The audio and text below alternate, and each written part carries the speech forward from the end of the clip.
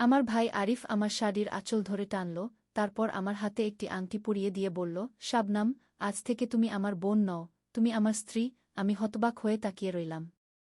শরৎকাল, আকাশে সাদা মেঘের ভেলা।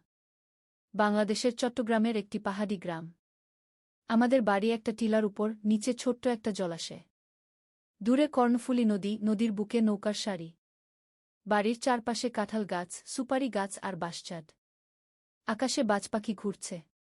আমাদের বাড়ির পেছনে একটা ছোট্ট মসজিদ, সেখান থেকে আজানের শব্দ ভেসে আসছে। এই গল্পটি সম্পূর্ণ শুনলে আপনাদের পানি অটোমেটিক বের হয়ে যাবে, সো যত দ্রুত সম্ভব হাতের কাছে টিস্যু নিয়ে বসে পড়ো। বিছানার চাদর যেন নষ্ট না হয় সেটা সম্পূর্ণ খেয়াল রাখার অনুরোধ জানিয়ে গল্পটি এখন শুরু করব। তার আগে সর্বশেষ অনুরোধ, দয়া করে এমন পানি বের করার গল্প নিয়মিত শুনতে আমাদের চ্যানেলটি সকলেই সাবস্ক্রাইব করুন। ধন্যবাদ। আমার ভাই আরিফ আর আমি বহুদিন ধরে একসাথে থাকি। আমার বয়স ২০, আরিফের বয়স ২৩। আমাদের বাবা-মা দুজনেই মারা গেছেন এক সড়ক দুর্ঘটনায়, আমরা তখন খুব ছোট ছিলাম। আমাদের দাদা-দাদি মানুষ করেছেন, তারাও চলে গেছেন কিছুদিন আগে। আরিফ পাহাড়ি এলাকায় গাইড হিসেবে কাজ করে, আমি বাড়িতে বসে কাঁথা সেলাই করি। সেদিন সন্ধ্যাবেলা আমি রান্নাঘরে ছিলাম। হঠাৎ আরিফ এলো এবং আমার হাত ধরে বাইরে টেনে নিয়ে গেল। তার চোখে আমি দেখলাম এক অদ্ভুত চাহনি, যা একজন ভাইয়ের চোখে থাকা উচিত নয়। আমার হাতে আংটি দেখে আমি আঁতকে উঠলাম। এটা কি করছো তুমি, আরিফ? তুমি কি পাগল হয়ে গেছ? আমার কণ্ঠ কাঁপছিল। আরিফের চোখে এক অদ্ভুত আলো জ্বলছিল, যেন সে আমাকে চিনতেই পারছে না। শাবনাম, তুমি কিছুই বুঝতে পারছ না। আমাদের সময় নেই, আমাদের এখনই পালাতে হবে। আরিফ যেন অন্য কোনো মানুষ হয়ে গেছে। তার কথা শুনে আমার বুকের ভেতরটা হিম হয়ে গেল। কেন? কোথায় যাব আমরা? কি হয়েছে বলো তো? আমি তাকে ধাক্কা দিয়ে সরিয়ে দিলাম। সেই মুহূর্তে আরিফের চোখে জল এসে গেল। শাবনাম, আমি তোমাকে সবকিছু বলবো। কিন্তু আমাদের এখন সময় নেই। ওরা আসছে। গি কারা আসছে? আমি চিৎকার করে উঠলাম। আকাশে একটা অদ্ভুত শব্দ হল। আমি উপরে তাকিয়ে দেখলাম ৩টি কালো হেলিকপ্টার আমাদের বাড়ির দিকে আসছে। আমার বুকের ভেতরটা থরথর করে কাঁপতে লাগল। এটা কি কোনো সিনেমার দৃশ্য? না, এটা বাস্তব জীবন, আমার জীবন। শাবনাম, এই আংটিটা যে কোনো মূল্যে হারিও না। এটাতে একটা চিপ আছে, যেটা পুরো বাংলাদেশের ভবিষ্যৎ বদলে দিতে পারে। আমার বন্ধু নাবিল এটা আমাকে দিয়ে গেছে কাল রাতে, তারপর থেকে ওরা তার পেছনে লেগেছে। আজ সকালে নাবিলের লাশ পাওয়া গেছে কর্ণফুলী নদীর পাড়ে। আমি হতবাক হয়ে আরিফের দিকে তাকালাম। ওদিকে হেলিকপ্টারগুলো ক্রমশ কাছে আসছিল। আমি এই আংটিটা কেন পরালাম? আমরা ভাইবোন, এসব কি বললে তুমি? ওরা আমাদের খুঁজছে। আমাদের পালাতে হবে। এই আংটিতে এমন তথ্য আছে যা একটি গোটা দেশের ভাগ্য পরিবর্তন করতে পারে। আর আমাদের বাঁচতে হলে আমাদের পরিচয় পাল্টাতে হবে। আমরা ভাইবোন হিসেবে সহজেই চিহ্নিত হয়ে যাব। আমরা এখন থেকে স্বামী-স্ত্রী, শাবনাম আহমেদ আর আরিফ তালুকদার। আমাদের নতুন জীবন শুরু হচ্ছে আজ থেকে। আমি কিছু বলার আগেই আরিফ আমার হাত ধরে টানল। আমরা বাড়ির পেছনের দরজা দিয়ে বেরিয়ে পাহাড়ের দিকে দৌড়াতে লাগলাম। পাহাড়ের পেছনে আরিফের একটা পুরনো জিপ গাড়ি ছিল, যেটা দিয়ে সে পর্যটকদের ঘুরিয়ে নিয়ে বেড়ায়। আমরা গাড়িতে উঠে পড়লাম। আরিফ গাড়ি স্টার্ট দিতেই হেলিকপ্টার থেকে আলো আমাদের দিকে ফেলা হলো। আমার হার্টবিট বেড়ে গেল, কানে ভীষণ শব্দ হচ্ছিল। নিজেকে বাঁচাতে হলে আমাদের একসাথে থাকতেই হবে, শাবনাম। আমি জানি এটা অদ্ভুত, কিন্তু আমি তোমার ভাই হিসেবেই থাকব, শুধু বাইরের লোকদের কাছে আমরা স্বামী-স্ত্রী। আমি এই আংটি নিয়ে রিসার্চ করেছি। এটা একটা কোয়ান্টাম টেকনোলজি, এর সাহায্যে একটি দেশের সমস্ত মিলিটারি কমিউনিকেশন কন্ট্রোল করা যায়। গাড়ি তীব্র গতিতে ছুটে চলেছিল। আরিফ পাহাড়ি রাস্তার সব শর্টকাট চিনত, সে গাড়ি চালাচ্ছিল এমনভাবে যেন তার জীবনের সব অভিজ্ঞতা সে ব্যবহার করছে। হেলিকপ্টারগুলো এখনও আমাদের পেছন ধাওয়া করছিল। শাবনাম, আংটিটা দেখো। এর ভেতরে একটা ছোট্ট বাটন আছে, চাপ দাও। আমার হাতে পরা আংটির ভেতরে একটা ছোট্ট বাটন ছিল। আমি আঙ্গুল দিয়ে চেপে ধরলাম। হঠাৎ আংটি থেকে একটা হলুদ আলো বের হলো এবং সামনের আকাশে একটা হোলোগ্রাম তৈরি হল। সেটি একটা ম্যাপ, বাংলাদেশের একটা অংশের ম্যাপ। এটা কি? আমি আতঙ্কিত গলা জিজ্ঞেস করলাম। এটা প্রজেক্ট ফিনিক্সের ম্যাপ। এটা একটা সিক্রেট মিলিটারি বেস, যেখানে তারা নতুন ধরনের অস্ত্র তৈরি করছে। এই প্রজেক্টের মাধ্যমে তারা বাংলাদেশকে পরিণত করতে চাইছে এশিয়ার সবচেয়ে শক্তিশালী দেশে। কিন্তু এই প্রজেক্টের পেছনে অন্য কোনো দেশের হাত আছে কি? আমি বিস্ময়ে আরিফের দিকে তাকিয়ে রইলাম। তুমি এসব জানলে কিভাবে? নাবিল আমার বন্ধু, সে সেনাবাহিনীতে কাজ করে। সে একজন কম্পিউটার সায়েন্টিস্ট ছিল। সে এই প্রজেক্টে কাজ করছিল, কিন্তু যখন সে জানতে পারল এর পেছনে জড়িত কিছু অফিসার বিদেশি শক্তির কাছে দেশটাকে বিক্রি করে দিতে চাইছে, তখন সে আমার সাথে যোগাযোগ করল। সে ভালো করে জানত তার জীবন বিপন্ন আকাশে অন্ধকার নেমে আসছিল। আমরা পাহাড়ি এলাকা থেকে বেরিয়ে বড় রাস্তায় পৌঁছে গেছিলাম। হেলিকপ্টারগুলো এখনও আমাদের অনুসরণ করছিল, কিন্তু এখন আমরা শহরের দিকে ছুটছিলাম, যেখানে অনেক গাড়ি আর লোকজন ছিল। তুমি নাবিলকে কি সাহায্য করেছিলে? আমি জিজ্ঞেস করলাম। আমি তাকে একটা আস্তানা দিয়েছিলাম, আমাদের পাহাড়ি এলাকায়, একটা পুরনো গুহায়। সে সেখানে লুকিয়েছিল, কিন্তু কেউ তাকে খুঁজে বের করেছে। আমি জানি না কিভাবে, কিন্তু তারা তাকে মেরে ফেলেছে। সে মারা যাওয়ার আগে আমাকে এই আংটিটা দিয়ে গেছে। বলেছে আমি যেন ঢাকায় সাইফার নামে একজন লোকের সাথে যোগাযোগ করি। সাইফার আসলে কে আমি জানি না। আমরা ছুটে চলছিলাম। আমার মন ভয়ে আর উত্তেজনায় ভরে গেছিল। আমার পুরো জীবন উল্টে গেছে। কয়েক ঘন্টা আগেও আমি ছিলাম শাবনাম, একজন সাধারণ মেয়ে। আর এখন আমি একটা দেশের ভবিষ্যৎ বহন করছি আমার হাতে। আমার ভাই আরিফ হঠাৎ করে পরিণত হয়েছে একজন রহস্যময় ব্যক্তিতে। আমরা কোথায় যাচ্ছি? আমি জিজ্ঞেস করলাম। ঢাকা।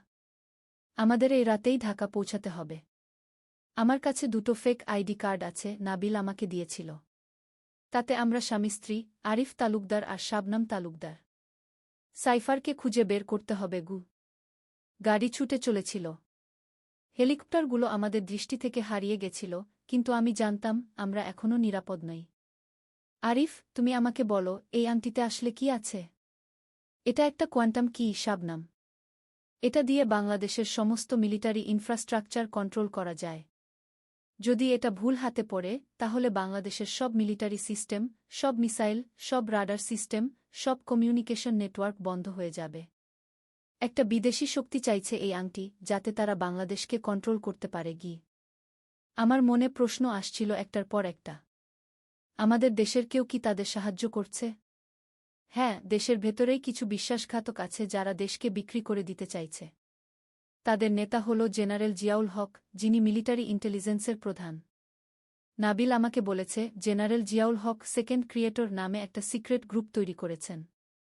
তারা চাইছে বাংলাদেশে একটা সামরিক অভ্যুত্থানের মাধ্যমে ক্ষমতা দখল করতে, এবং তারপর দেশটাকে একটা বিদেশি শক্তির হাতে তুলে দিতে। আমরা ঢাকার দিকে ছুটে চলছিলাম। রাত গভীর হচ্ছিল। আমার চোখে ঘুম আসছিল, কিন্তু আমার মন ছিল বিক্ষুব্ধ। আমি ভাবছিলাম, কেন আমার জীবনে এই বিপদ নেমে এলো? একজন সাধারণ মেয়ে আমি, যে শুধু কাঁথা সেলাই করে, তার হাতে কেন একটা দেশের ভবিষ্যৎ? আরিফ গাড়ি চালিয়ে যাচ্ছিল। সে যেন নতুন একজন মানুষ হয়ে গেছে, তার চোখে এক নতুন দৃঢ়তা। আমি ভাবছিলাম, এই আরিফ কি সেই আরিফ যার সাথে আমি সারা জীবন কাটিয়েছি? নাকি সে সব সময় এই রহস্য লুকিয়ে রেখেছিল? আরিফ, তুমি কি সত্যিই শুধু একজন পাহাড়ি গাইড? নাকি তুমি অন্য কিছু? আরিফ একটু হাসল। আমি সত্যিই একজন পাহাড়ি গাইড, শাবনাম। কিন্তু এর পাশাপাশি আমি একজন সাংবাদিকও। আমি একটা অনলাইন নিউজ পোর্টালের জন্য লিখি, ট্রুথ আনকাভার্ড নামে। আমি সরকারের বিভিন্ন দুর্নীতি, বিশেষ করে মিলিটারি কর্মকর্তাদের দুর্নীতি নিয়ে লিখি। তাই আমি নাবিলের সাথে যোগাযোগে ছিলাম বহুদিন ধরে। সে আমাকে তথ্য দিত, আমি সেই তথ্য প্রকাশ করতাম। তবে আমি কখনো তার নাম প্রকাশ করিনি। আমাকে কেন আগে বলনি? তোমাকে রক্ষা করার জন্য। যত কম জানবে তত নিরাপদ থাকবে। কিন্তু এখন সব বদলে গেছে। আমরা এখন একসাথে এই বিপদের মধ্যে আছি। আমি বাইরের দিকে তাকালাম। রাতের আকাশে তারা জ্বলজ্বল করছিল। আমরা ঢাকার দিকে যাচ্ছিলাম, এক নতুন জীবনের দিকে, এক অজানা ভবিষ্যতের দিকে। শাবনাম, শোনো, আরিফ বলল, আমরা ঢাকায় পৌঁছানোর পর আমাদের অতি সতর্ক থাকতে হবে। কারো সাথে আমাদের আসল পরিচয় শেয়ার করা যাবে না। আমরা স্বামী স্ত্রী, এইটাই আমাদের পরিচয়। আমরা ঢাকায় ঘুরতে এসেছি, এটাই আমাদের কভার স্টোরি। আমরা থাকব একটা ছোট হোটেলে, গ্রিন ভিউ নামে। নাবিল আমাকে বলেছিল সেখানে একজন ম্যানেজার আছে যাকে সে বিশ্বাস করে। আমি ভয় পাচ্ছি, আরিফ আমিও, শাবনাম। কিন্তু আমাদের এই মিশন সম্পন্ন করতেই হবে। আমাদের দেশকে বাঁচাতে হবে গু। গাড়ি ছুটে চলছিল রাতের আধারে। আমার মন ভরেছিল আশঙ্কায় আর উত্তেজনায়। আমি জানি না আমাদের ভবিষ্যৎ কি, কিন্তু আমি জানি আমরা আর আগের মতো থাকব না। ঢাকা শহরে আমরা পৌঁছালাম ভোরবেলা। রাস্তায় অল্প অল্প লোকজন, শহর এখনো ঘুম থেকে জাগেনি। আরিফ গাড়ি চালিয়ে নিয়ে গেল মিরপুর এলাকায়, একটা ছোট্ট গলির ভেতরে, যেখানে দাঁড়িয়েছিল গ্রিন ভিউ হোটেল। হোটেলে ঢুকতেই আমরা দেখলাম রিসেপশনে একজন বয়স্ক লোক বসে আছে। তার মাথায় পাতলা চুল, চোখে চশমা। আরিফ তার দিকে এগিয়ে গেল। আসসালামু আলাইকুম, আমরা একটা রুম চাই, আরিফ বলল। ওয়ালাইকুম আসসালাম, স্যার। সিঙ্গেল নাকি ডাবল? লোকটি জিজ্ঞেস করল। ডাবল। আমরা স্বামী স্ত্রী গো। লোকটি আমাদের দিকে একবার তাকিয়ে আবার নিজের কাজে মনোযোগ দিল। আপনাদের আইডি কার্ড দেখাতে হবে, স্যার। আরিফ পকেট থেকে দুটো আইডি কার্ড বের করল।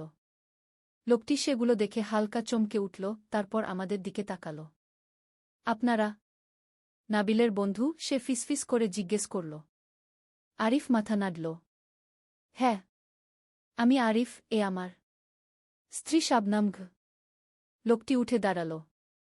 আমি কামাল, এই হোটেলের ম্যানেজার। নাবিল আমার ভাগ্নে ছিল। সে সে আর নেই, তাই না? আরিফ মাথা নাড়ল। দুঃখিত। কামাল আমাদের ইশারা করল তার পেছনে আসতে। আমরা হোটেলের সিঁড়ি দিয়ে উপরে উঠলাম, তৃতীয় তলায়। সে একটা ঘরের দরজা খুলে দিল। আপনারা এখানে থাকুন। কেউ জানবে না আপনারা এখানে আছেন। আমি আপনাদের খাবার পাঠিয়ে দেব। আর আপনারা সাইফারকে খুঁজছেন, তাই না? আরিফ অবাক হয়ে তাকাল। তুমি জানো সাইফারকে? কামাল হাসল। সাইফার আমাদের নেটওয়ার্কের প্রধান। নাবিল তার হাতের নিচে কাজ করত। সাইফার একজন সাবেক মিলিটারি অফিসার, যিনি এখন গোপনে কাজ করেন দেশের স্বার্থে। তিনি জানেন জেনারেল জিয়াউলের ষড়যন্ত্রের কথা গু। তুমি আমাদের তার সাথে যোগাযোগ করিয়ে দিতে পারবে? আরিফ জিজ্ঞেস করল। হ্যাঁ, আমি তাকে খবর দেব। তিনি নিশ্চয়ই আপনাদের সাথে যোগাযোগ করবেন। আপাতত আপনারা বিশ্রাম নিন গু। কামাল চলে গেল। ঘরে শুধু আমি আর আরিফ। ঘরটা ছোট, একটা ডাবল বেড, একটা ড্রেসিং টেবিল, একটা বাথরুম। জানালা দিয়ে ঢাকার ব্যস্ত রাস্তা দেখা যাচ্ছিল। এখন কি করব আমরা? আমি জিজ্ঞেস করলাম। অপেক্ষা করব, আরিফ জবাব দিল। আমরা অনেক দীর্ঘ যাত্রা করেছি। একটু বিশ্রাম নাও। আমি বাথরুমে গেলাম, মুখ ধুলাম। আয়নায় নিজের দিকে তাকিয়ে দেখলাম আমার চোখে ক্লান্তি। আমার হাতে তখনও সেই আংটি। এত ছোট্ট একটা জিনিস, কিন্তু কত বড় বিপদ নিয়ে এসেছে আমাদের জীবনে। বাথরুম থেকে বেরিয়ে আসলাম। আরিফ জানালার পাশে দাঁড়িয়ে বাইরে দেখছিল। কিছু সন্দেহজনক দেখছ? আমি জিজ্ঞেস করলাম। না, এখন পর্যন্ত সব স্বাভাবিক মনে হচ্ছে। তবে আমরা সতর্ক থাকব গো। আমি ডাবল বেডের একপাশে বসে পড়লাম। আরিফ আরেক পাশে বসল। আমাদের মাঝে একটা দূরত্ব, অদৃশ্য একটা দেয়াল। আমার মনে হলো এক রাতে সব কিছু বদলে গেছে। 3 ঘন্টা পরে দরজায় নক হল। আরিফ উঠে গিয়ে দরজা খুলল। কামাল ছিল, হাতে একটা ফুড ক্যারিয়ার। আপনাদের জন্য খাবার। আর সাইফারের খবর পেয়েছি। তিনি আপনাদের দেখা করতে চান। কিন্তু এখানে নয়, অন্য জায়গা। কোথায়? আরিফ জিজ্ঞেস করল। ধানমন্ডি লেকের পাশে, লেক ভিউ রেস্টুরেন্টে। বিকেল 4টায়। এটা একটা পাবলিক জায়গা, তাই আপনারা নিরাপদ থাকবেন। ভিডের মধ্যে কেউ আপনাদের টার্গেট করতে পারবে না গি। আরিফ মাথা নাড়ল। ঠিক আছে, আমরা যাব। কামাল চলে গেলে আমরা খাবার খেলাম। পরোটা, ডাল, ডিম ভাজি। খুব সাধারণ খাবার, কিন্তু আমাদের জন্য অমিত। আমরা কি সাইফারকে বিশ্বাস করতে পারি? আমি জিজ্ঞেস করলাম। আমরা কাউকেই বিশ্বাস করতে পারি না, শাবনাম। আমরা শুধু সতর্ক থাকব। আংটিটা তোমার কাছে আছে তো? আমি হাত তুলে দেখালাম। আংটিটা আমার আঙুলে ছিল। আমি এটা কখনোই খুলব না গি। বিকেল 4টার দিকে আমরা বের হলাম হোটেল থেকে। একটা রিকশা নিয়ে ধানমন্ডির দিকে রওনা দিলাম। আরিফ চারদিকে তাকাচ্ছিল, সতর্ক দৃষ্টি। ধানমন্ডি লেক। ঢাকার বুকে একটুকরো শান্তি। চারপাশে গাছ, পাখি, সবুজ। জলে নৌকা ভাসছে। লোকজন হাঁটাহাঁটি করছে। আমরা লেক ভিউ রেস্টুরেন্টে ঢুকলাম। ভেতরে অনেক ভিড় ছিল, সব টেবিলে লোকজন বসে আছে, কেউ খাচ্ছে, কেউ গল্প করছে। আমরা একটা খালি টেবিলে বসলাম। আরিফ ওয়েটারকে 2 কাপ চা অর্ডার দিল। সাইফার কাকে চিনব আমরা? আমি ফিসফিস করে জিজ্ঞেস করলাম। সে আমাদের চিনবে, আরিফ জবাব দিল। 5 মিনিট পর একজন বয়স্ক ভদ্রলোক আমাদের টেবিলের কাছে এলেন। পরনে সাদা পাঞ্জাবি, মাথায় টুপি, দাড়ি পাকা, চোখে কালো চশমা। আমি কি বসতে পারি? তিনি জিজ্ঞেস করলেন। আরিফ মাথা নাড়ল। ভদ্রলোক বসলেন। আমার নাম আব্দুল্লাহ। কিন্তু আপনারা আমাকে সাইফার নামে চেনেন গু? আরিফ ভদ্রলোকের দিকে তাকাল। নাবিল আমাকে বলেছিল আপনার সঙ্গে যোগাযোগ করতে গু। হ্যাঁ, নাবিল আমার শ্রেষ্ঠ এজেন্টদের একজন ছিল। তার মৃত্যুতে আমরা একজন ভালো দেশপ্রেমিককে হারালাম। আপনাদের কাছে আংটিটা আছে, তাই না? আমি আমার হাত টেবিলের উপর রাখলাম, আংটিটা দেখতে পাচ্ছিল। সাইফার হাসলেন। ভালো। আমরা এই আংটিটা খুব সাবধানে রাখতে হবে। এটা আমাদের দেশের ভবিষ্যৎকে। আপনি আমাদের সব কথা বিশ্বাস করছেন? আমি জিজ্ঞেস করলাম। আমি নাবিলকে বিশ্বাস করি। আর নাবিল আপনাদের বিশ্বাস করত, সাইফার উত্তর দিলেন। আমরা খুব কম সময়ে অনেক বড় একটা অপারেশন চালাতে যাচ্ছি। জেনারেল জিয়াউল হক আগামীকাল রাতে একটি অভ্যুত্থানের পরিকল্পনা করেছেন। আমাদের সেটা ঠেকাতে হবে গু। অভ্যুত্থান? আরিফ চমকে উঠল। হ্যাঁ। জেনারেল জিয়াউল এবং তার দল সেকেন্ড ক্রিয়েটর চাইছে বাংলাদেশের সরকারকে উৎখাত করে নিজেদের ক্ষমতায় বসাতে। তারপর তারা চীনের সাহায্যে একটি সামরিক শাসন প্রতিষ্ঠা করবে। বাংলাদেশ হবে চীনের একটি দখলকৃত দেশ, যেখান থেকে তারা ভারতকে নিয়ন্ত্রণ করার চেষ্টা করবে গি। আমরা স্তব্ধ হয়ে গেলাম। এত বড় ষড়যন্ত্র! আমরা কি করতে পারি? আরিফ জিজ্ঞেস করল। আপনাদের হাতে আংটিটা আছে। এটা একটা কোয়ান্টাম কি, যেটা দিয়ে সারা দেশের মিলিটারি কমিউনিকেশন কন্ট্রোল করা যায়। আপনাদের এই আংটিটা নিয়ে আমাদের সিক্রেট বেসে যেতে হবে, যেখানে আমরা এটা ব্যবহার করে জেনারেল জিয়াউলের প্ল্যান বানচাল করব গো। সিক্রেট বেস কোথায়? আমি জিজ্ঞেস করলাম। সোনারগাঁওয়ে একটা পুরনো বাড়িতে। আমরা সেখানে যাব রাত 10টায়। আপনারা রেডি? আমরা মাথা নাড়ালাম। অতঃপর সাইফার উঠে পড়লেন। আমি আপনাদের হোটেলের সামনে পিক আপ করব। তৈরি থাকবেন। আর হ্যাঁ, একটা কথা, তিনি আরিফের কানে ফিসফিস করলেন, আপনার স্ত্রীকে বলবেন যেন আংটিটা খুব সাবধানে রাখে। আমাদের শত্রুরা সব জায়গায় আছে গু। সাইফার চলে গেলেন। আমরা চা শেষ করে রেস্টুরেন্ট থেকে বের হলাম। তুমি কি সাইফারকে বিশ্বাস করো? আমি আরিফকে জিজ্ঞেস করলাম। আমি নিশ্চিত নই, আরিফ বলল। কিন্তু আমাদের কাছে আর কোনো উপায় নেই। নাবিল তাকে বিশ্বাস করত, তাই আমরাও করব গো।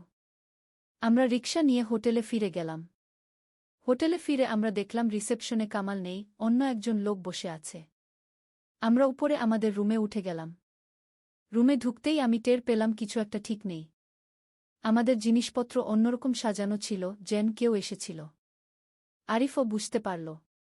সে ইশারা করল চুপ থাকতে। সে বাথরুমটা চেক করল, আলমারিগুলো দেখল। তারপর আমার কাছে এসে ফিসফিস করল, কেউ আমাদের রুমে ঢুকেছিল, সবকিছু সার্চ করেছে। আমরা এখানে নিরাপদ নই। আমরা কি করব? আমরা এখনই হোটেল ছেড়ে চলে যাব। রাত 10টা পর্যন্ত অপেক্ষা করব না। আমরা সোনারগাঁওয়ে নিজেরাই চলে যাব। আমরা দ্রুত আমাদের জিনিসপত্র নিয়ে হোটেল থেকে বেরিয়ে পড়লাম।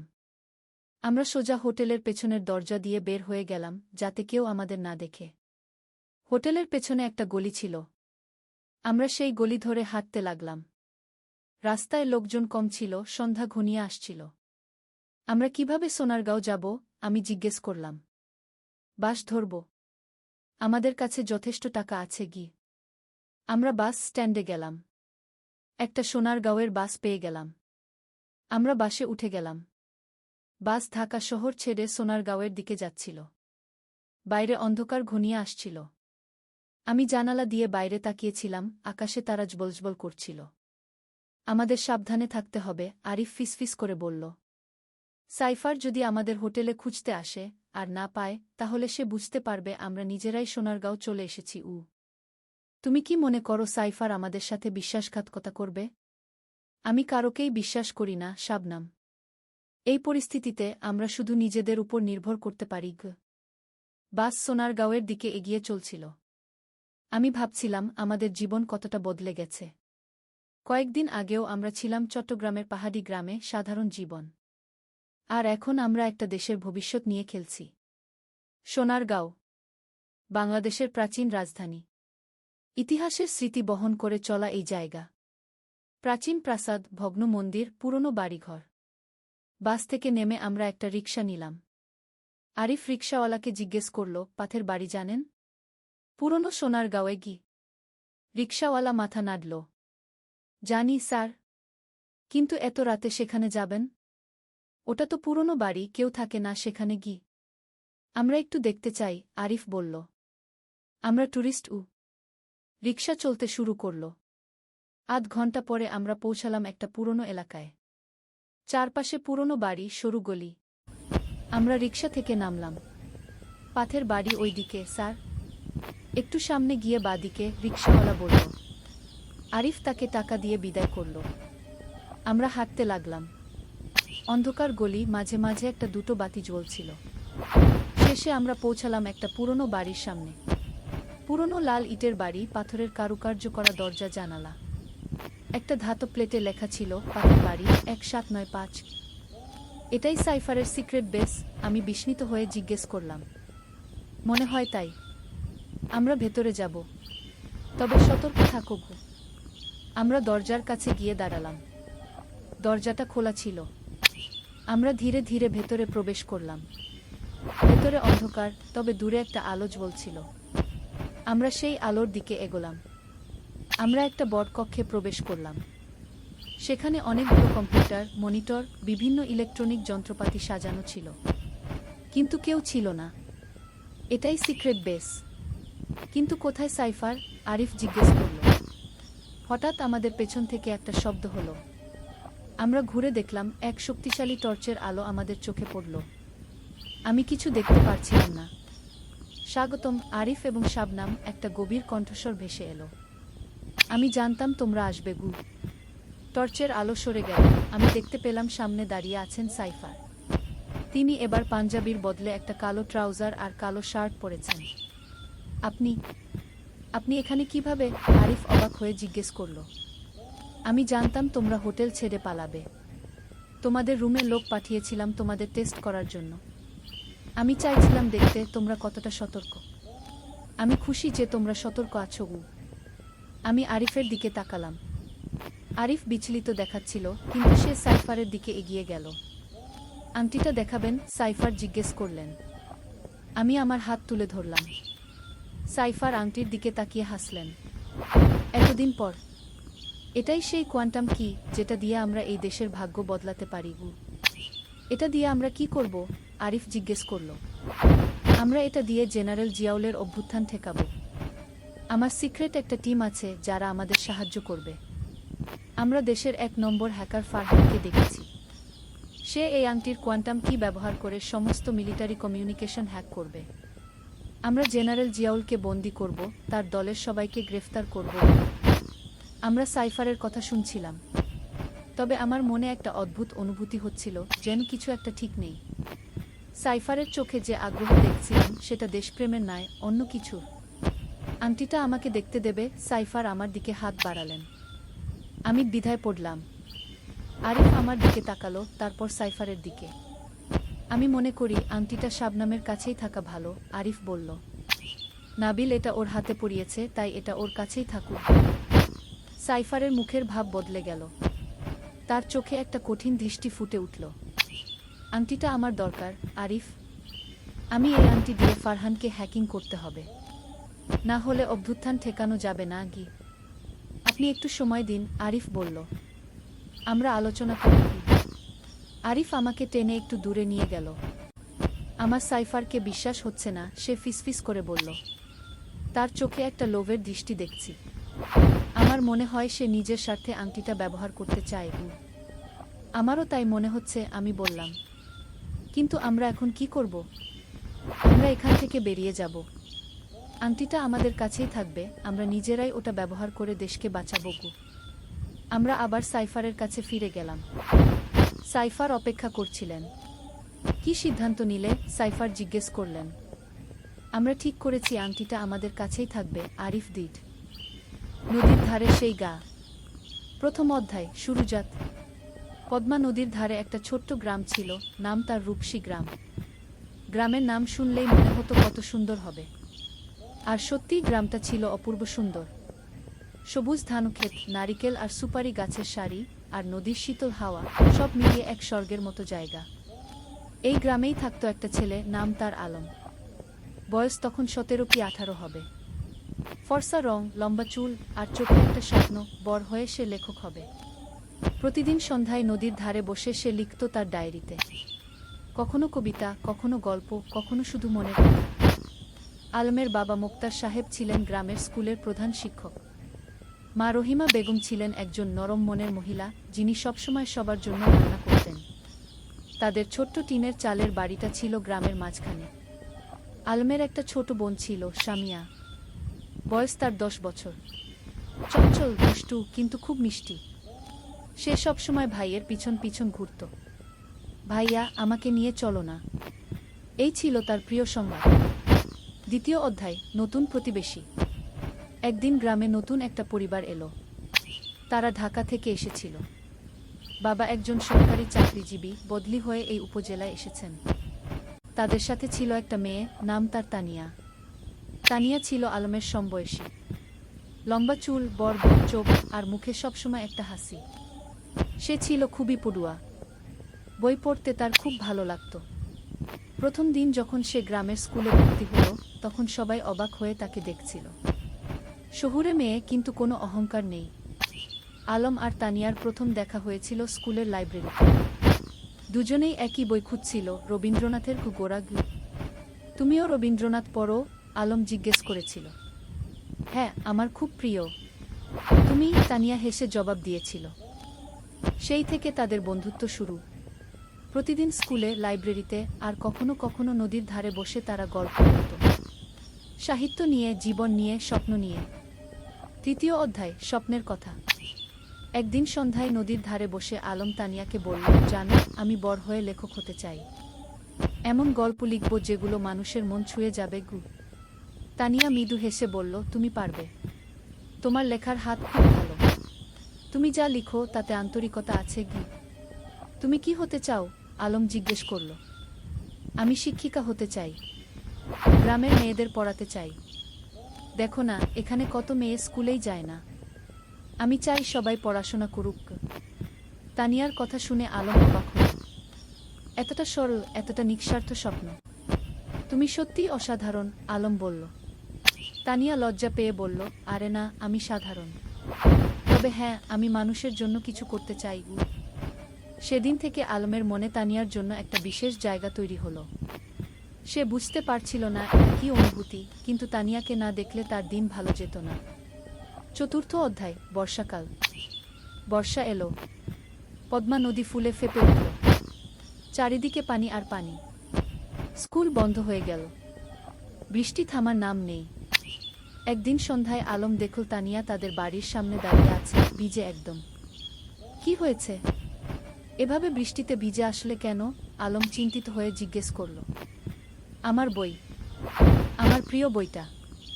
আমি নদীর ধারে রেখে এসেছিলাম। পানিতে ভেসে যাবে কি? তানিয়া কাঁদো কাঁদো স্বরে বলল। আলম কিছু না ভেবে ছাতা নিয়ে বেরিয়ে পড়ল। বৃষ্টি তখন মুষলধারে পড়ছে।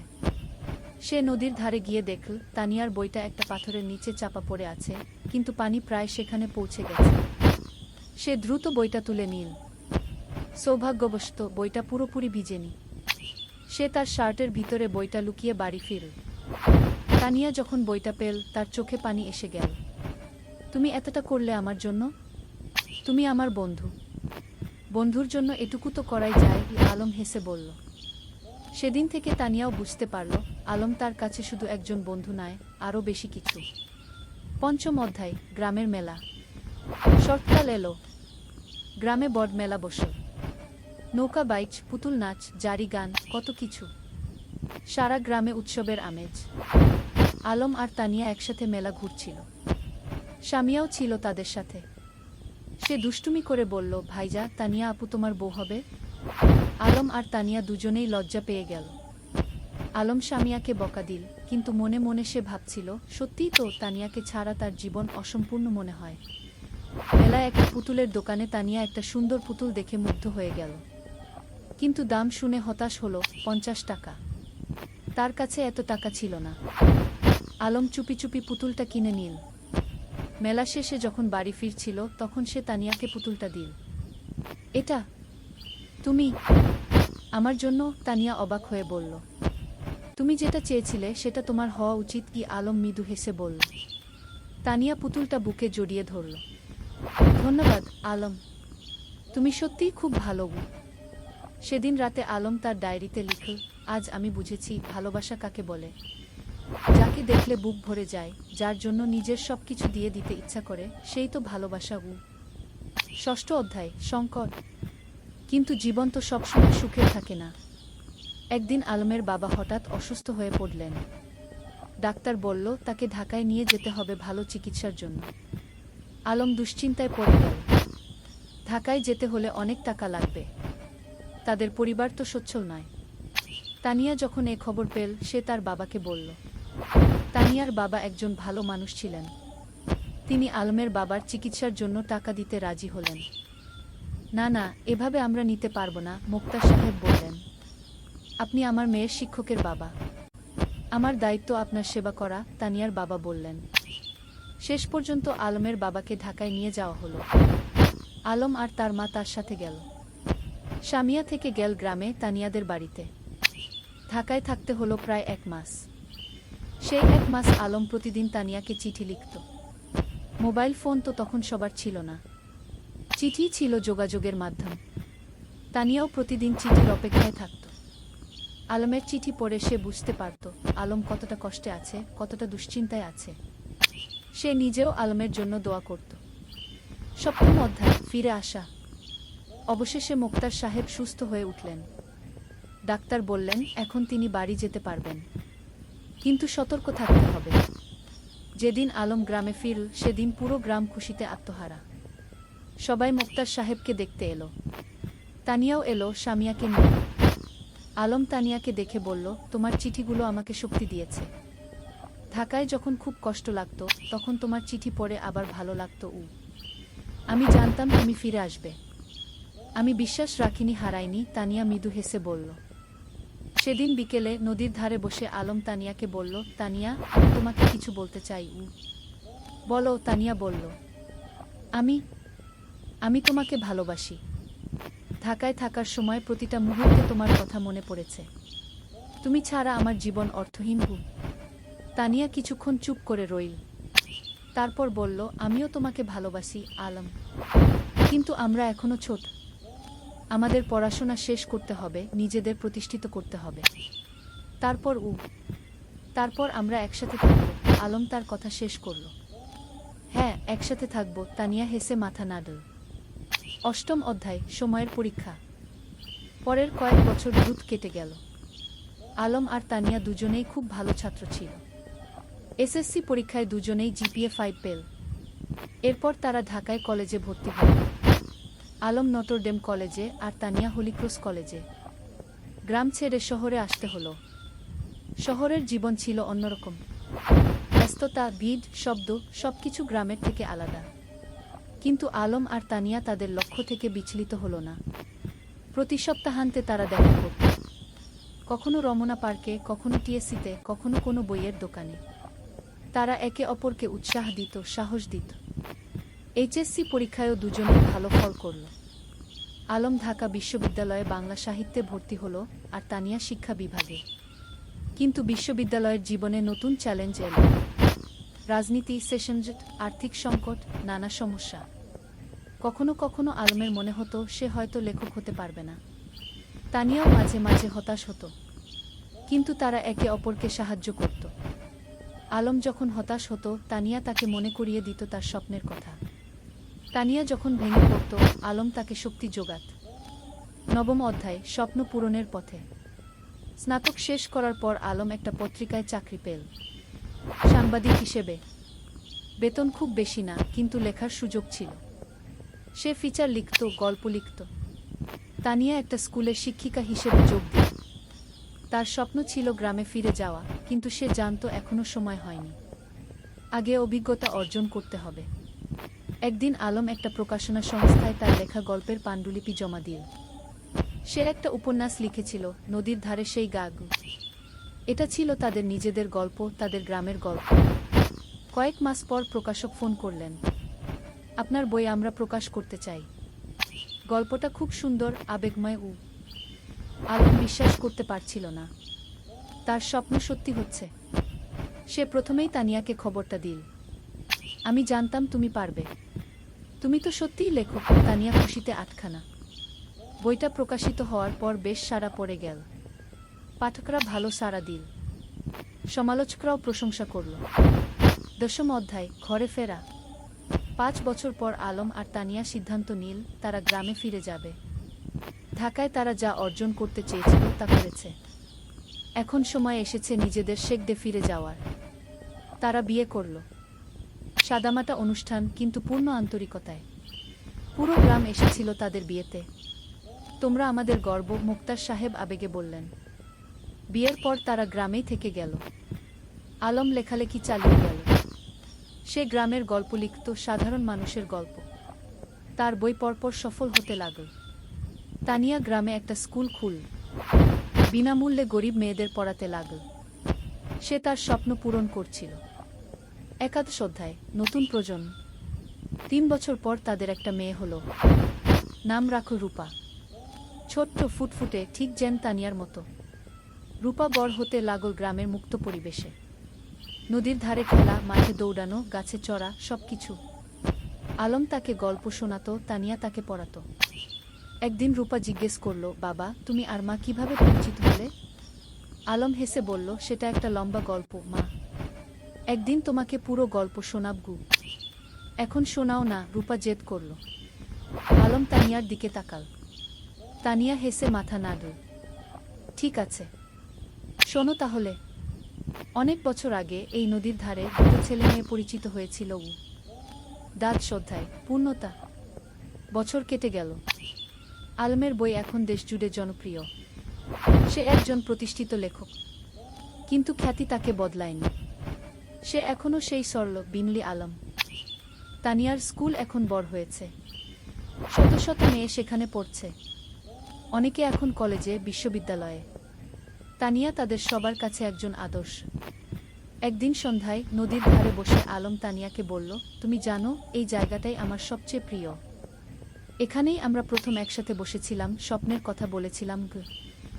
আর এখন সেই স্বপ্ন পূরণ হয়েছে, তানিয়া বলল। শুধু পূরণই না, আরও বেশি কিছু পেয়েছি। তোমাকে পেয়েছি, রূপাকে পেয়েছি, এই সুন্দর জীবনটা পেয়েছি। রূপা তখন দৌড়ে এসে তাদের কোলে বসল। বাবা, আমি বড় হয়ে তোমার মতো লেখক হব। আলম হেসে মেয়ের মাথায় হাত বুলিয়ে দিল। তুমি যা হতে চাও তাই হবে মা, আমরা তোমার পাশে আছি। সূর্য তখন অস্ত যাচ্ছে নদীর ওপারে। লাল কমলা আকাশ, নদীর শীতল বাতাস, পরিবারের উষ্ণতা, এর চেয়ে সুন্দর আর কি হতে পারে? ত্রয়োদশ অধ্যায়, গ্রামের উন্নয়ন। আলম আর তানিয়া শুধু নিজেদের নিয়েই ব্যস্ত ছিল না, তারা পুরো গ্রামের উন্নয়ন নিয়ে ভাবত। আলম তার লেখালেখি থেকে যা আয় করত, তার একটা অংশ গ্রামের উন্নয়নে ব্যয় করত। তারা গ্রামে একটা লাইব্রেরি খুলল, হাজার হাজার বই নিয়ে। গ্রামের যে কেউ এসে বই পড়তে পারত। ছোট ছেলেমেয়েরা বিকেলে এসে বই পড়ত, গল্প শুনত। জ্ঞানী শক্তি, আলম সবসময় বলত, আমরা যদি আমাদের নতুন প্রজন্মকে শিক্ষিত করতে পারি, তাহলে গ্রাম এমনিতেই উন্নত হবে। তানিয়া তার স্কুলে শুধু পড়াশোনাই শেখাত না, জীবন দক্ষতাও শেখাত। মেয়েদের শেখাত কিভাবে আত্মবিশ্বাসী হতে হয়, কিভাবে নিজের মতামত প্রকাশ করতে হয়, কিভাবে স্বাবলম্বী হতে হয়। শিক্ষা মানে শুধু বই পড়া নয়, তানিয়া বলত। শিক্ষা মানে জীবনকে বুঝতে শেখা, মানুষ হয়ে ওঠা। গ্রামের মানুষ তাদের এই প্রচেষ্টায় খুব খুশি ছিল। যারা আগে মেয়েদের স্কুলে পাঠাতে চাইত না, তারাও এখন পাঠাতে শুরু করেছে। একদিন গ্রামের প্রবীণ হাজী সাহেব আলমকে বললেন, বাবা, তোমরা আমাদের গ্রামের জন্য যা করছো সেটা আল্লাহ কবুল করুন। তোমরা না থাকলে আমাদের গ্রাম এখনো অন্ধকারেই থাকত। আলম বিনয়ের সাথে বলল, চাচা, আমরা তো এই গ্রামেরই সন্তান। আমাদের দায়িত্ব এই গ্রামের সেবা করা। চতুর্দশ অধ্যায়, বাধা আর সংগ্রাম। কিন্তু জীবন তো সবসময় মসৃণ পথে চলে না। একদিন গ্রামে একটা বড় সমস্যা দেখা দিল। পদ্মা নদীর ভাঙন শুরু হলো। প্রতিদিন নদী গ্রামের জমি গিলে খাচ্ছে। অনেক পরিবার তাদের বাড়িঘর হারাচ্ছে। ফসলের জমি নদীতে তলিয়ে যাচ্ছে। মানুষ আতঙ্কিত। আলম আর তানিয়া বসে থাকল না। তারা একটা সভা ডাকল। পুরো গ্রামের মানুষ এলো। আমরা যদি একসাথে কাজ করি তাহলে আমরা নদীর ভাঙন রোধ করতে পারব, আলম বলল। আমাদের সরকারের কাছে দরখাস্ত দিতে হবে, আমাদের নিজেদেরও কিছু পদক্ষেপ নিতে হবে। তারা একটা কমিটি গঠন করল। জেলা প্রশাসকের কাছে দরখাস্ত দিল। সংবাদপত্রে লিখল। আলম তার লেখনীর মাধ্যমে এই সমস্যা তুলে ধরল সারা দেশে। কয়েক মাসের সংগ্রামের পর সরকার নড়েচড়ে বসল। নদীর তীরে বাঁধ নির্মাণের কাজ শুরু হলো। ধীরে ধীরে ভাঙন থামল। গ্রামের মানুষ স্বস্তির নিঃশ্বাস ফেল। তোমরা আমাদের গ্রামকে বাঁচিয়েছ, একজন বৃদ্ধ আলমকে আশীর্বাদ করলেন। আমরা সবাই মিলে বাঁচিয়েছি, আলম বলল। এটা সবার প্রচেষ্টার ফল। পঞ্চদশ অধ্যায়, রূপার স্বপ্ন। রূপা এখন 10 বছরের। খুব মেধাবী মেয়ে। স্কুলে সব সময় প্রথম হয়। কিন্তু শুধু পড়াশোনায় নয়, সে খেলাধুলায়, গানেও ভালো। একদিন রূপা তার বাবা মাকে বলল, আমি ডাক্তার হতে চাই। গ্রামের মানুষদের সেবা করব। আলম আর তানিয়া খুশি হল। তাদের মেয়ে অন্যের সেবা করতে চায়, এর চেয়ে বড় গর্বের আর কি হতে পারে। তুমি যা হতে চাও, আমরা তোমাকে সাহায্য করব, তানিয়া বলল। কিন্তু রূপার একটা শর্ত ছিল। আমি ঢাকায় না, গ্রামেই থাকব। এখানেই পড়ব, এখানেই ডাক্তারি করব। আলম হেসে বলল, কেন মা? ঢাকায় তো ভালো সুযোগ পাবে। বাবা, তুমি আর মা যেমন গ্রামে ফিরে এসেছ, আমিও তাই চাই। গ্রামের মানুষদের সবচেয়ে বেশি সাহায্যের দরকার। এই কথা শুনে আলমের চোখে পানি এসে গেল। তার মেয়ে তার আদর্শকে ধারণ করছে।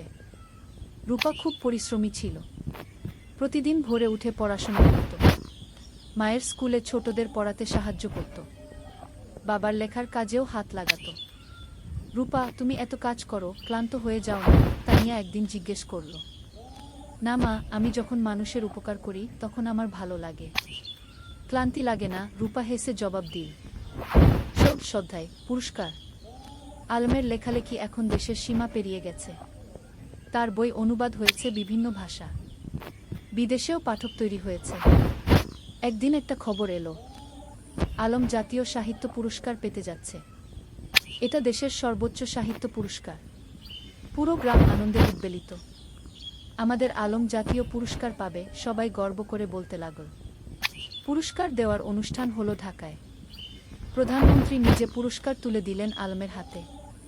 আপনার লেখা আমাদের গ্রাম বাংলার প্রকৃত চিত্র তুলে ধরে, প্রধানমন্ত্রী বললেন। আপনি দেশের গর্ব। আলম বিনয়ের সাথে পুরস্কার নিল। তার মনে পড়ল সেই দিনগুলোর কথা, যখন সে নদীর ধারে বসে স্বপ্ন দেখত লেখক হওয়ার। পুরস্কার পাওয়ার পর আলম একটা বক্তৃতা দিল। এই পুরস্কার শুধু আমার একার নয়। এটা আমার স্ত্রী তানিয়ার, আমার মেয়ে রূপার, আমার গ্রামের সব মানুষের। তারা আমাকে অনুপ্রাণিত করেছে, সাহস দিয়েছে। তানিয়ার চোখে খুশির অশ্রু। তার স্বামী এত বড় সম্মান পেল, কিন্তু তবুও সে নিজের কৃতিত্ব সবার সাথে ভাগ করে নিচ্ছে। সপ্তদশ অধ্যায়, তানিয়ার স্বীকৃতি। আলমের পুরস্কার পাওয়ার 1 বছর পর তানিয়াও একটা সম্মান পেল। সরকার তাকে সেরা শিক্ষক পুরস্কার দিল। তার স্কুল থেকে যে মেয়েরা বের হয়ে গেছে তারা এখন বিভিন্ন ক্ষেত্রে প্রতিষ্ঠিত। কেউ ডাক্তার, কেউ ইঞ্জিনিয়ার, কেউ শিক্ষক, কেউ উদ্যোক্তা। পুরস্কার নেওয়ার সময় তানিয়া বলল, আমি শুধু বীজ বপন করেছি। এই মেয়েরাই আমার আসল পুরস্কার। তারা নিজেদের প্রতিষ্ঠিত করেছে, সমাজে অবদান রাখছে। তার স্কুলের একজন প্রাক্তন ছাত্রী, যে এখন একজন সফল ব্যবসায়ী, মঞ্চে উঠে এসে বলল, ম্যাডাম না থাকলে আমি আজ এখানে থাকতাম না। তিনি আমাকে শুধু পড়াশোনাই শেখাননি, আত্মবিশ্বাস শিখিয়েছেন। রূপা তখন মঞ্চের নিচে বসে মায়ের দিকে তাকিয়েছিল, গর্বিত চোখে। আমার মা সত্যিই সেরা, সে মনে মনে বলল। অষ্টাদশ অধ্যায়, সময়ের প্রবাহ। আরও কয়েক বছর কেটে গেল। রূপা এখন 8ম শ্রেণীতে। খুব ভালো ছাত্রী। তার স্বপ্ন ডাক্তার হওয়ার, সেই স্বপ্ন এখনো অটুট। আলম এখনো লিখে যাচ্ছে। তার নতুন একটা উপন্যাস বের হলো, জোছনা রাতের স্বপ্ন। এটাও বেশ জনপ্রিয় হলো। তানিয়ার স্কুল এখন অনেক বড়। 300 জন ছাত্রী, 10 জন শিক্ষক, একটা পূর্ণাঙ্গ শিক্ষা প্রতিষ্ঠান। গ্রামটাও অনেক বদলে গেছে। এখন পাকা রাস্তা, বিদ্যুৎ, স্বাস্থ্যকেন্দ্র সবকিছু আছে। কিন্তু গ্রামের আত্মা, সেই সারল্য, সেই ভালোবাসা, সেটা আছে অক্ষুণ্ণ। একদিন সন্ধ্যায় পুরো পরিবার নদীর ধারে বসেছিল। আলম, তানিয়া, রূপা আর সামিয়া।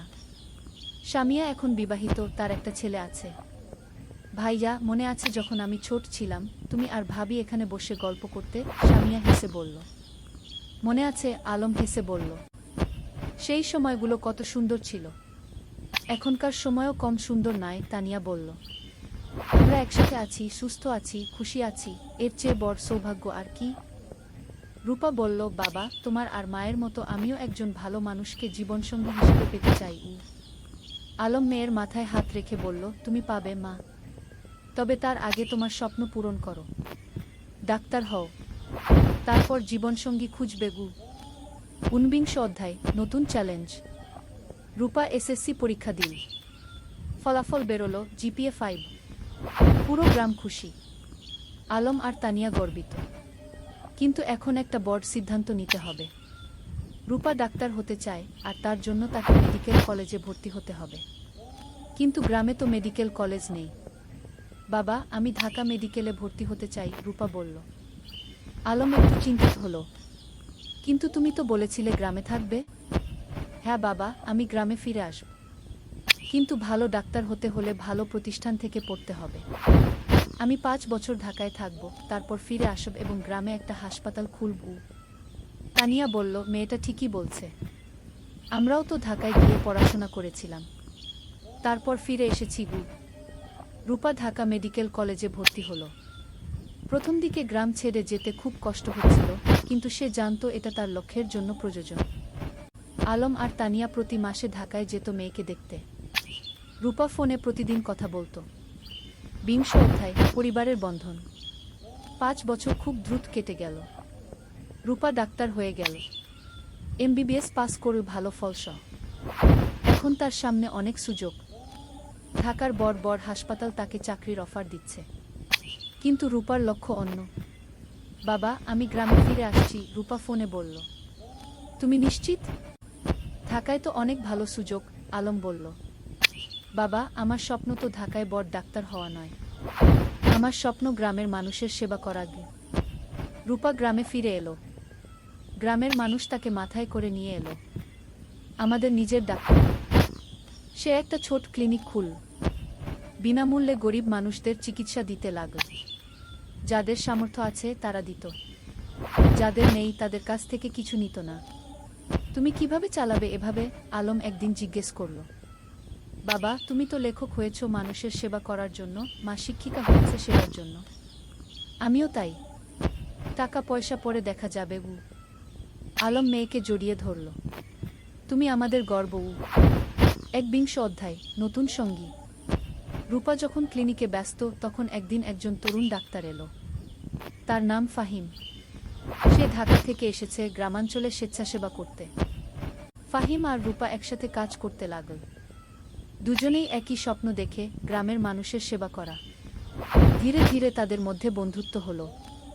তারপর সেই বন্ধুত্ব ভালোবাসায় রূপান্তরিত হলো। একদিন ফাহিম আলমের কাছে এলো। চাচা, আমি রূপাকে বিয়ে করতে চাই। আলম হেসে বলল, তুমি কি রূপাকে জিজ্ঞেস করেছ? হ্যাঁ, সে রাজি, ফাহিম লজ্জা পেয়ে বলল। তানিয়া খুশিতে আটখানা। আমার মেয়ে একজন ভালো মানুষ পেয়েছে। রূপা আর ফাহিমের বিয়ে হলো। সাদামাটা কিন্তু আন্তরিক অনুষ্ঠান। পুরো গ্রাম এসেছিল। বিয়ের পর তারা দুজন মিলে ক্লিনিক চালাতে লাগল। তারা স্বপ্ন দেখে গ্রামে একটা বড় হাসপাতাল করার। 20 অধ্যায়, 3 প্রজন্ম। 2 বছর পর রূপার একটা ছেলে হলো। নাম রাখল আয়ান। আলম আর তানিয়া দাদা দাদি হলো। দেখো আমাদের নাতি, আলম আবেগে বলল। তানিয়া শিশুটিকে কোলে নিয়ে বলল, এই শিশু আমাদের ভবিষ্যৎ। এর জন্যই তো আমরা এত কাজ করছি। এখন বাড়িতে 3 প্রজন্ম। আলমতানিয়া, রূপা, ফাহিম আর ছোট্ট আয়ান। প্রতিদিন সন্ধ্যায় তারা একসাথে বসে। আলম গল্প বলে, তানিয়া গান শোনায়, রূপা দিনের কাজের গল্প বলে। একদিন আয়ান যখন একটু বড় হলো, সে জিজ্ঞেস করল, দাদু, তুমি কি করো? আলম হেসে বলল, আমি গল্প লিখি না তবু। আমাকে একটা গল্প বলো না। ঠিক আছে, শোনো তাহলে। অনেক বছর আগে এই নদীর ধারে কি। আর এভাবেই চলতে থাকে জীবনের গল্প প্রজন্ম থেকে প্রজন্মে। 23 অধ্যায়, উত্তরাধিকার। আলম এখন 60 পেরিয়ে গেছে। চুলদাড়ি পেকে গেছে, কিন্তু লেখার হাত এখনো অক্ষুণ্ণ। সে এখনো প্রতিদিন লেখে। তানিয়াও এখন অবসর নিয়েছে স্কুল থেকে, কিন্তু মাঝে মাঝে যায় ছাত্রীদের সাথে দেখা করতে। একদিন আয়ান, যে এখন 5 বছরের, দাদুকে জিজ্ঞেস করল, দাদু, তুমি কত বই লিখেছ? প্রায় 20টা, আলম বলল। আমিও বড় হয়ে লেখক হব, আয়ান বলল। রূপা হেসে বলল, তুমি যা হতে চাও তাই হবে কি? আলম নাতিকে কোলে নিয়ে বলল, লেখক হওয়া মানে শুধু বই লেখা নয় বাবা। লেখক হওয়া মানে মানুষের কথা বলা, সত্য বলা, ভালোবাসা ছড়িয়ে দেওয়া গি। আমি সব করব, আয়ান উৎসাহিত হয়ে বলল। তানিয়া নাতিকে আদর করে বলল, তুমি করবে, আমরা জানি গি। 24 অধ্যায়, গ্রামের হাসপাতাল। রূপা আর ফাহিমের স্বপ্ন ছিল গ্রামে একটা বড় হাসপাতাল খোলার। তারা কয়েক বছর ধরে টাকা জমিয়ে রাখছিল। আলমও তার রয়্যালটির একটা অংশ দিয়েছিল। অবশেষে সেই দিন এলো। তারা একটা 3তলা হাসপাতাল তৈরি করল। নাম দিল রূপসী হাসপাতাল। উদ্বোধনের দিন পুরো জেলা থেকে মানুষ এলো। স্বাস্থ্যমন্ত্রী নিজে এসে উদ্বোধন করলেন। এই হাসপাতাল শুধু একটা স্বাস্থ্যসেবা কেন্দ্র নয়, মন্ত্রী বললেন। এটা একটা স্বপ্নের বাস্তবায়ন। ডা রূপা আর ডা ফাহিম যা করেছেন সেটা অনুকরণীয়। হাসপাতালে 10টা বেড, অপারেশন থিয়েটার, ল্যাবরেটরি, সবকিছু আছে। আর সবচেয়ে বড় কথা, গরিবদের জন্য বিনামূল্যে চিকিৎসার ব্যবস্থা।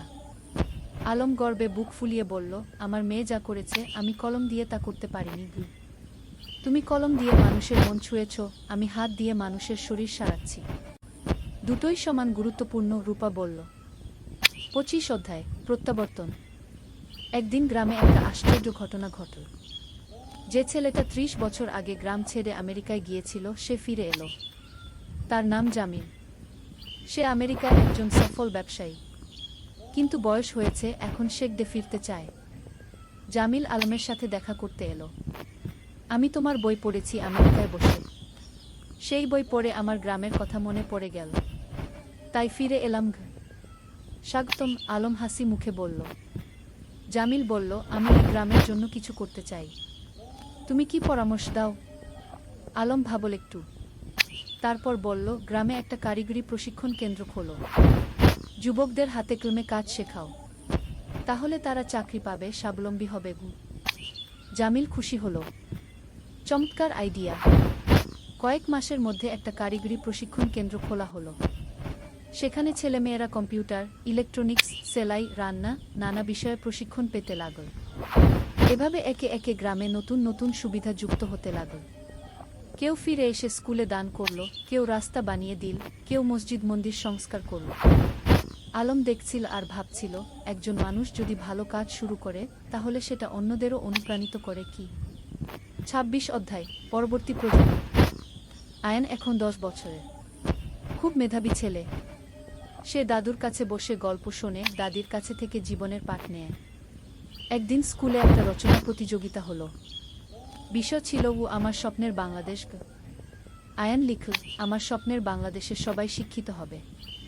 কেউ অসুস্থ হলে চিকিৎসা পাবে, কেউ গরিব থাকবে না, সবাই একসাথে মিলেমিশে থাকবে। আমার দাদু বলেন, স্বপ্ন দেখতে হয় বড়, তারপর সেই স্বপ্ন পূরণের জন্য কাজ করতে হয়। আয়ান প্রথম হলো, পুরস্কার পেল। আলম নাতির রচনা পড়ে চোখ ভিজিয়ে ফেল। আমাদের শিক্ষা বৃথা যায়নি, নতুন প্রজন্ম ঠিক পথে আছে। 27 অধ্যায়, জীবনের সন্ধ্যা। আলম এখন 65 পেরিয়ে গেছে। শরীর একটু দুর্বল হয়ে এসেছে, কিন্তু মন এখনো তরুণ। একদিন ডাক্তার বলল, তার হার্টে সমস্যা আছে, বিশ্রাম নিতে হবে। রূপা খুব চিন্তিত। বাবা, তুমি এখন আর এত কাজ করবে না, বিশ্রাম নাও। কিন্তু আলম কি থেমে থাকার মানুষ? সে এখনো লেখে, মানুষের সাথে দেখা করে, গ্রামের উন্নয়নের কাজে যুক্ত থাকে। তানিয়া বলল, তুমি একটু শান্ত হও। আমরা এত কাজ করেছি, এখন পরের প্রজন্মকে দায়িত্ব দাও। তুমি ঠিক বলছো, আলম মেনে নিল। কিন্তু আমার একটা শেষ ইচ্ছা আছে কি তানিয়া জিজ্ঞেস করল। আমি আমাদের জীবনের গল্পটা লিখতে চাই, একটা আত্মজীবনী, যাতে পরের প্রজন্ম জানতে পারে আমরা কিভাবে স্বপ্ন দেখেছিলাম, কিভাবে সেই স্বপ্ন পূরণ করেছিলাম। তুমি লেখো, তানিয়া হেসে বলল। আমি তোমাকে সাহায্য করব। 28 অধ্যায়, শেষ বই। পরের 6 মাস আলম লিখল তার জীবনের গল্প। নদীর ধারে সেই গা, একটি জীবন কথা কি নাম দিল। বইটাই ছিল তাদের প্রথম দেখা, প্রথম প্রেম, সংগ্রাম, সফলতা, ব্যর্থতা, সবকিছু। বই প্রকাশিত হওয়ার পর দেশজুড়ে সাড়া পড়ে গেল। মানুষ পড়ল আর অনুপ্রাণিত হল। একজন পাঠক চিঠি লিখল, আপনার বই পড়ে আমি বুঝেছি স্বপ্ন দেখা আর তা পূরণ করা সম্ভব। আমিও এখন আমার গ্রামে ফিরে যাব, কিছু করব। আলম এই চিঠি পড়ে খুশি হল। দেখো তানিয়া, আমাদের জীবন বৃথা যায়নি। আমরা মানুষকে অনুপ্রাণিত করতে পেরেছি। 29 অধ্যায়, বিদায়। এক শীতের সকালে আলম ঘুম থেকে উঠল না। তার হার্ট অ্যাটাক হয়েছে। রূপা যতই চেষ্টা করল কিছু করতে পারল না। আলম চলে গেল। পুরো গ্রাম শোকে মুদ্রময়। আমাদের আলম চলে গেল, সবাই কাঁদল। তানিয়া কান্নায় ভেঙে পড়ল। তুমি আমাকে একা ফেলে চলে গেলে। রূপা মাকে সান্ত্বনা দিল। মা, বাবা চলে যায়নি। তার লেখায় সে বেঁচে আছে, তার কাজে সে বেঁচে আছে, আমাদের মধ্যে সে বেঁচে আছে। আলমের জানাজায় হাজার হাজার মানুষ এলো। তাকে সমাহিত করা হলো গ্রামের কবরস্থানে, নদীর পাশে, যেখানে সে জীবনের অনেকটা সময় কাটিয়েছে। 30 অধ্যায়, উত্তরাধিকার, শেষ অধ্যায়। আলমের মৃত্যুর পর তানিয়া ভেঙে পড়েনি। সে আরও শক্ত হয়েছে। আলম চলে গেছে, কিন্তু তার স্বপ্ন চলে যায়নি। আমাকে সেই স্বপ্ন বাঁচিয়ে রাখতে হবে। সে গ্রামের লাইব্রেরিটাকে কি আলম স্মৃতি লাইব্রেরিকে নাম দিল। সেখানে আলমের সব বই রাখা হলো। রূপা হাসপাতালে আরও বেশি মনোযোগী হলো। বাবা চাইতেন আমি মানুষের সেবা করি, আমি তাই করব। ফাহিম তার পাশে থেকে সাহায্য করল। আয়ান, যে এখন 15 বছরের, দাদুর মতো লিখতে শুরু করল। সে গল্প লেখে, কবিতা লেখে। একদিন আয়ান তানিয়াকে তার লেখা একটা গল্প দেখাল। গল্পের নাম দাদুর স্বপ্ন। তানিয়া পড়ল। চোখে পানি এলো। তোমার দাদু বেঁচে আছে তোমার মধ্যে। বছরের পর বছর কেটে গেল। গ্রামটা আরও উন্নত হলো। কিন্তু আলমকে কেউ ভুলল না। প্রতি বছর তার জন্মদিনে গ্রামে একটা সাহিত্য উৎসব হয়। তরুণ লেখকরা আসে, তাদের লেখা পড়ে। তানিয়া এখন 80 পেরিয়ে গেছে, কিন্তু এখনও প্রতিদিন স্কুলে যায়, ছাত্রীদের দেখে আসে। একদিন এক তরুণী তানিয়াকে জিজ্ঞেস করল, ম্যাডাম, আপনার আর আলম স্যারের গল্পটা কি সত্যি? তানিয়া হেসে বলল, হ্যাঁ, প্রতিটা শব্দ সত্যি। আমরা স্বপ্ন দেখেছিলাম আর সেই স্বপ্ন পূরণ করেছিলাম। আমিও কি পারবো? তরুণী জিজ্ঞেস করল। অবশ্যই পারবে, তানিয়া দৃঢ়তার সাথে বলল। শুধু স্বপ্ন দেখো, তারপর সেই স্বপ্ন পূরণের জন্য কাজ করো, আর কখনো হাল ছেড়ো না।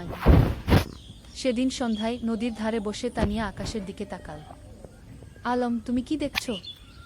আমরা যা শুরু করেছিলাম তা এখনো চলছে। তোমার স্বপ্ন বেঁচে আছে। নদীর জল কুলকুল করে বয়ে যাচ্ছে। বাতাসে যেন আলমের কণ্ঠস্বর ভেসে এলো, আমি জানতাম তুমি পারবে।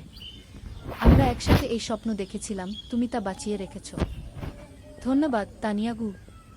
তানিয়া হাসল, চোখে পানি কিন্তু মুখে হাসি।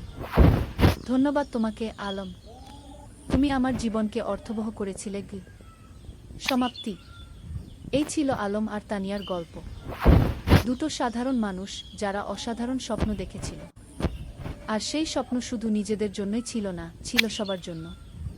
আজও রূপসী গ্রামে যদি যাও, দেখবে আলম স্মৃতি লাইব্রেরি, তানিয়া বালিকা বিদ্যালয়, রূপসী হাসপাতাল, সবকিছু দাঁড়িয়ে আছে। এগুলো শুধু ভবন নয়, এগুলো স্বপ্নের বাস্তবায়ন। আর নদীর ধারে, যেখানে একদিন দুটো তরুণী বসে স্বপ্ন দেখেছিল, সেখানে এখন একটা ফলক লাগানো আছে। তাতে লেখা, যেখানে স্বপ্ন শুরু হয়েছিল।